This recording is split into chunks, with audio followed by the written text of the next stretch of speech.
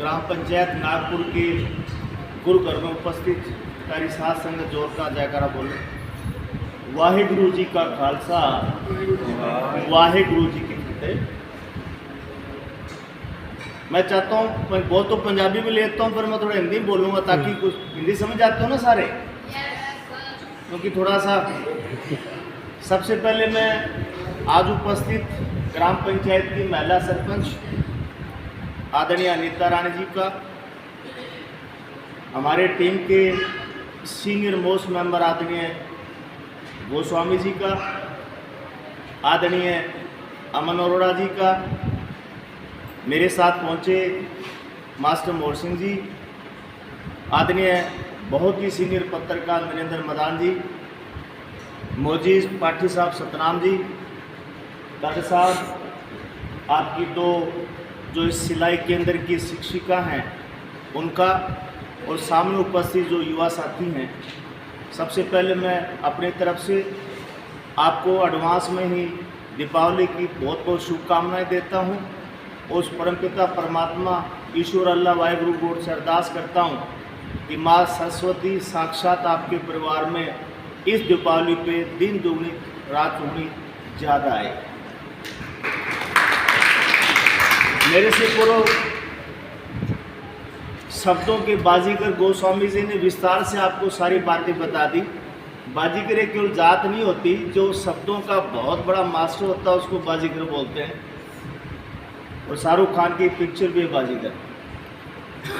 इन्होंने बहुत विस्तार से बता दिया, और ख़ास करके कहते हैं कि किसी के हाथ में कलम पकड़ाना और कलम पकड़ाने के बाद में जीवन का निर्वाह करने के लिए कोई हाथ की कारीगरी का काम बताना, ये संसार का सबसे बड़ा पूर्ण कार्य है।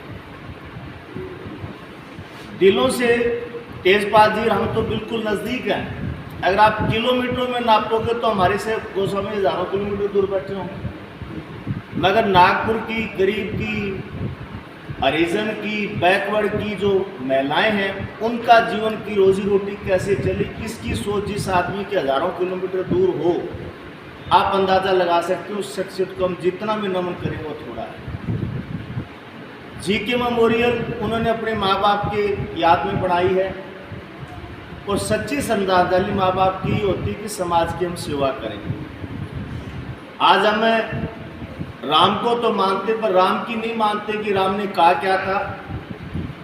परसों हालांकि रावण का तो हमने दहन कर दिया, परंतु प्रत्येक व्यक्ति के अंदर जो रावण है वो इसलिए है कि हम कहते हैं कुछ और करते हैं कुछ है। मगर तेजपाल जी ने इतनी दूर बैठ के जो आपके लिए सपना सजोया है, उसकी तो हम कल्पना मात्र कर सकते हैं। इसके अलावा नारी शक्ति सारी बैठी हो आप, लगभग हमें पुरुषों की संख्या कम है, महिलाएं हैं, और जैसे 33% संविधान में, भारतीय संविधान में महिलाओं को आरक्षण दिया है, तो आने वाला जो समय है महिलाओं का इक्वलिटी का है, बराबर का है।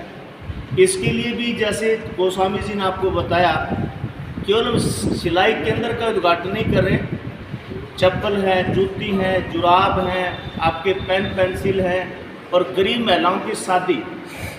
आज के समय तो खुद की बिटिया की शादी करना बड़ा कठिन है, मगर जिस व्यक्ति ने किसी गरीब महिला की शादी की सोच रखी हो, वो तो मुझे मानता हूँ कि चलो उसको परमात्मा तो हम नहीं कह सकते, मगर परमात्मा से उसको कम भी नहीं मान सकते हम।